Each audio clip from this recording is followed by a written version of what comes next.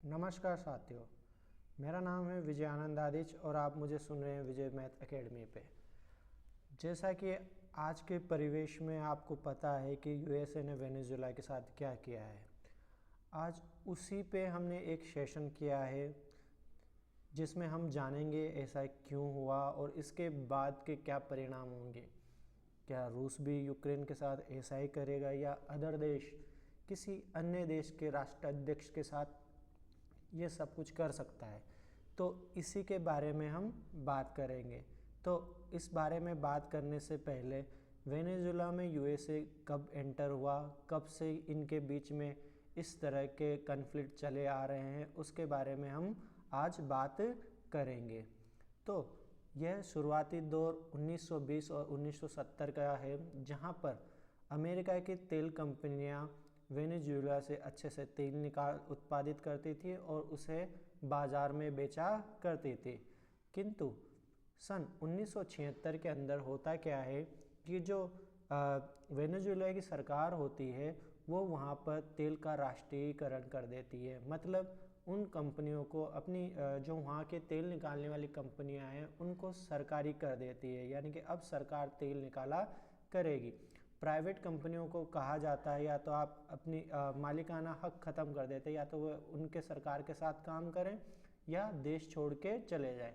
क्योंकि वहाँ पर मेजॉरिटी बहुत सारी जो कंपनियाँ थी वो अमेरिकन थी, तो वो वहाँ से चली जाती हैं। इसके बाद हू चावेज़ का दौर आता है जो 2006 से 7 चलता है। उन्होंने सभी तेल कंपनियों के लिए नियम बनाया कि तेल कंपनियों में सरकार की 60% हिस्सेदारी होगी, जिससे भी वहाँ पर कहीं कंपनियों को ये शर्तें माननी लागू नहीं हुई और वह देश छोड़ के चली गई और उनकी संपत्तियों को भी जब्त किया गया। याद रखना है, उनकी संपत्तियां जब्त की गई, इसके बारे में ट्रंप ने भी अपने विचार रखे हैं। ठीक है। इसके बाद जब ट्रंप सत्ता में आते हैं तो वो 2017 में यहाँ पर वेनेजुएला पे आर्थिक प्रतिबंध लगा देते हैं। फिर 2019 में सबसे बड़ा मोड़ आता है कि जो अमेरिका PDVSA है, जो वेनेजुएला की सरकारी कंपनी थी, उस पे सीधा प्रतिबंध लगा देते हैं। यानी कि अब वेनेजुएला कोई उनसे कोई तेल नहीं खरीदेगा और नहीं वो बाज़ार में बेच पाएंगी। ठीक है। और यहाँ से वेनेजुएला का जो पतन शुरू होता है और वेनेजुएला का अमेरिका को तेल निर्यात लगभग बंद हो जाता है। इसके अमेरिकी कंपनी यहाँ पर देश छोड़ के चले जाती हैं, या अगर वहाँ कोई काम करना होता है तो विशेष लाइसेंस लेके सीमित काम करना पड़ता है। अब कई बार क्या होता है, अब सरकारें क्या होती हैं, अमेरिका में सरकार चलती रहती है, कभी रिपब्लिक कभी डेमोक्रेट। तो कभी वो वेनेजुएला पे ढील देती है, कभी उसे सख्त कानून में के दायरे में बांध देती हैं। ठीक है। कभी कोई तेल कंपनी वापस वहाँ चली जाती है काम करने और कभी वापस आ जाती है। चूँकि जो वेनेजुएला है मुख्य रूप से चीन और एशिया में ईरान और रशिया इनको तेल बेचा करता है। ठीक है। अब बात करते हैं जो अभी रिसेंट नए साल पे सबसे बड़ा जो वंडर हुआ। 3 जनवरी 2026 को अमेरिका ने एक सैन्य कार्रवाई करी और जो वहाँ के राष्ट्राध्यक्ष थे मादुरो और उनकी पत्नी को गिरफ्तार करके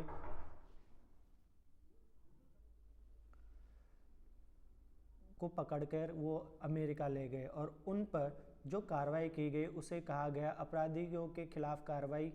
उन पे आरोप थे कि वेनेजुएला से जो ड्रग्स होते हैं, मादक पदार्थ, वो अमेरिका को बेचे जा रहे हैं और इसमें मादुरो और उनकी पत्नी का पूर्णतः योगदान बताया जा रहा है। ऐसे में अमेरिका के जो राष्ट्रपति है ट्रंप, उन्होंने इस देश पे यह कह के कि यहाँ से हमारे देश में अवैध रूप से मादक सामग्री यानी कि अवैध रूप से जो नशीले पदार्थ थे वो आए जा रहे हैं, तो वहाँ पर इस कार्रवाई के बदले उन्होंने जो वहाँ के राष्ट्रपति मादुरो है और उनकी पत्नी को गिरफ्तार करके उन पे इसी के कारण अमेरिका में केस दर्ज करा दिया गया। अब ये हुआ कहाँ से, तो प्रीवियस ईयर यानी कि पिछले साल से ही 2 महीने पहले ही युद्ध की स्तर की तैयारियां शुरू कर दी गई थी, जहां अमेरिका ने अपने युद्धपोत और सैन्य तैनाती शुरू कर दी गई थी। कई डिस्ट्रॉयर वहाँ पर लगा दिए गए थे। और कई बार तो डोनाल्ड ट्रंप ने अपने जो सोशल मीडिया हैंडल है उस पर भी कई बार तो बताया कि आज हमने एक नाव में सवार कई तस्करों को मार दिए गए। ये भी नहीं पूछा जाता कि वहाँ पर वो तस्कर थे भी या नहीं थे। अब जब मादुरो को गिरफ्तार करके उनकी पत्नी को गिरफ्तार करके अमेरिका ले जाया गया है, तो इसमें जो बड़े बड़े देश हैं उनकी तरफ से भी प्रतिक्रिया आए, जिसमें रूस ने कहा कि ये सर्वथा विरुद्ध बताया गया अंतर्राष्ट्रीय कानून के खिलाफ, और उन्होंने कहा कि राष्ट्रपति ट्रंप और उसकी प्रशासनिक टीम अमेरिका राष्ट्रीय हितों की रक्षा के लिए अत्यंत कठोर और विवादित निर्णय लेने से नहीं हिचकती, चाहे अंतर्राष्ट्रीय समुदाय इसे कितना भी अनुचित क्यों ना माने। आज अमेरिका की पावर सारे देश मान रहे हैं, पूरी दुनिया मान चुकी है। देश क्या, पूरी दुनिया में आज अमेरिका जो चाहे वो कर सकता है। अभी मैं इस सेशन को आगे बढ़ाते हुए आपको बताऊंगा कि इस बीच यानी कि 1 जनवरी से आज 15 जनवरी के बीच कैसे डोनाल्ड ट्रंप ने कितना बोला है दुनिया के लिए, और उस पर दुनिया की कोई प्रतिक्रिया नहीं है। चाहे वो यूरोपियन हो, रूस हो, चाइना हो, कोई नहीं। यूएन तक डोनाल्ड ट्रंप के खिलाफ बोलने से डर रहा है। अभी चीन ने भी सिर्फ आलोचनाएं की हैं। उसने भी ये कहा है कि यह घटना अत्यंत तीव्र कड़ी प्रतिक्रिया व्यक्त करते हुए कहा है कि बिना सशर्त रिहा किया जाए और संप्रभु राष्ट्र के राष्ट्राध्यक्ष तो इस प्रकार बलपूर्वक पकड़ के ले जाना अंतर्राष्ट्रीय नियमों के खिलाफ है। रूस और चाइना से जो दोस्ती वेनेजुएला की थी, उन्हें लगता था, जो मादुरो चाहते थे कि शायद रूस उनकी रक्षा के लिए आएगा, चीन उनकी रक्षा के लिए युद्ध पे भेजेगा, एक भयंकर युद्ध की तरफ हम बढ़ेंगे, पर ऐसा कुछ नहीं हुआ। अमेरिका आया और राष्ट्राध्यक्ष मादुरो और उनकी पत्नी को उठा के ले गया। कुछ नहीं, किसी देश ने कुछ भी नहीं कहा। इससे साबित होता है कि अमेरिका ही रियलिटी में एक किंग है, वही इस दुनिया पे राज कर रहा है। जो ट्रंप कहते थे कि मैं किसी से, अब ट्रंप ऐसे हो गए हैं, अब वो किसी से डरते नहीं है। रिसेंट टाइम पे उन्होंने ग्रीनलैंड के लिए भी कह दिया है कि इसे अमेरिका का हिस्सा घोषित किया जाए, चाहे सैन्य से ताकत से उसे अपना बनाया जाएगा या उसे कुछ पैसे देके बनाया जाएगा। उत्तर कोरिया ने भी विदेश मंत्रालय अत्यंत कठोरता में अमेरिकी सैन्य कार्रवाई की आलोचनाएं की है। सब ने आलोचनाएं की। लैटिन अमेरिका गहरी चिंता जताई। इजराइल, क्रोएशिया जो कि अमेरिका के पिछलग्गू देश हैं, उन्होंने इसकी तारीफ की है, समर्थन दिया है। अब यहाँ पर समझते हैं ये सब हुआ क्यों। चूँकि हम जानते हैं कि अमेरिका सिर्फ चाहता क्या है कि वो चाहता है कि हम वेनेजुएला का सारा तेल निकाल ले। तो ट्रंप ने, जैसा कि मैंने प्रीवियस कुछ शब्द पहले आपसे कहा था कि अवैध संपत्तियां जब्त कर ली गई थी वेनेजुएला सरकार ने जब अमेरिका की कंपनी वहां से छोड़ के गई थी। तो ट्रंप ने आरोप लगाया है कि अवैध तरीके से छीनी गई संपत्तियां उन्हें वापस कर दी जाए, ठीक है, ताकि जो संपत्ति अमेरिका की थी वो उसे मिल जाए।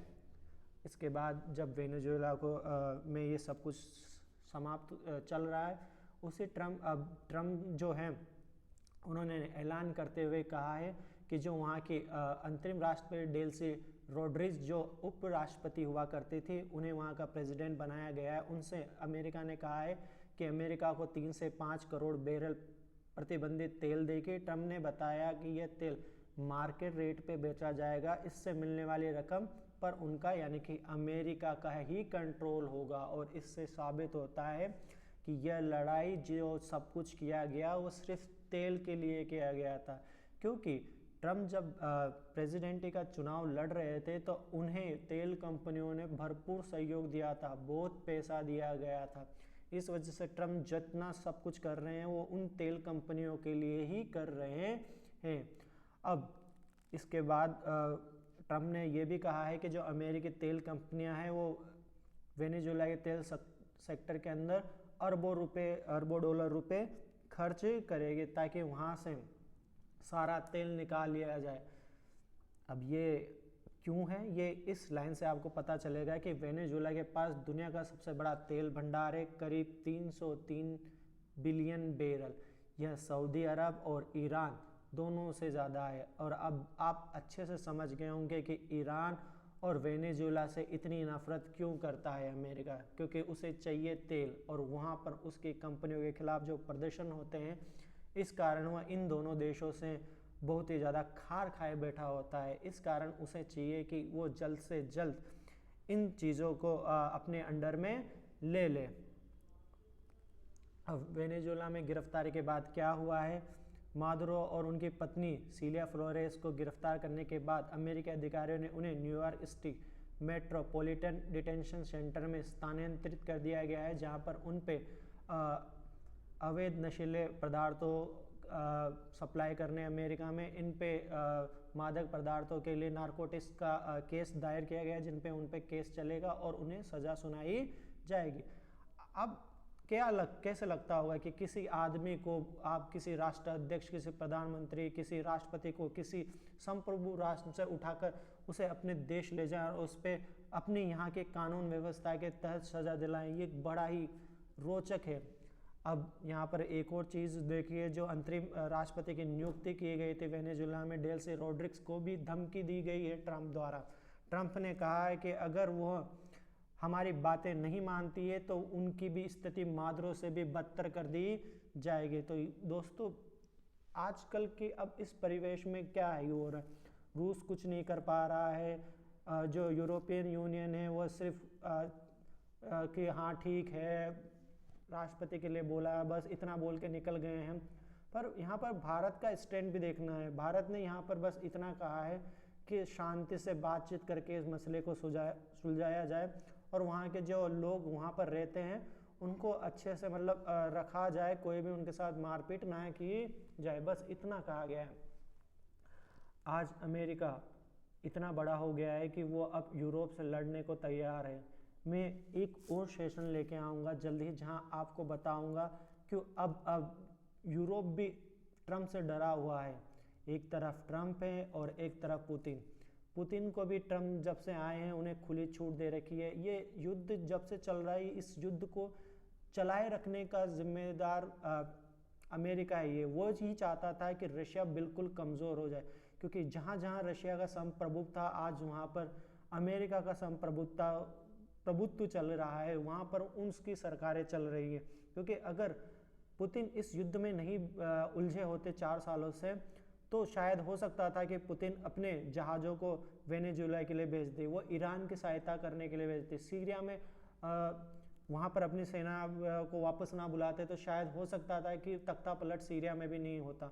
तो हर जगह जहाँ पर भी आज अमेरिका चाहता है, वो अपनी पहुँच के लिए वहाँ जा रहा है। आप सभी दोस्तों से निवेदन है कि कृपया इस चैनल को सब्सक्राइब करें और लाइक करें, शेयर करें, ताकि आपको ऐसे ही मैं सारी जानकारी एक एक करके देता रहूं। और आपका साथ मुझे बड़ा ज़रूरी है, क्योंकि आपके साथ से मैं आगे बढ़ सकता हूं। धन्यवाद।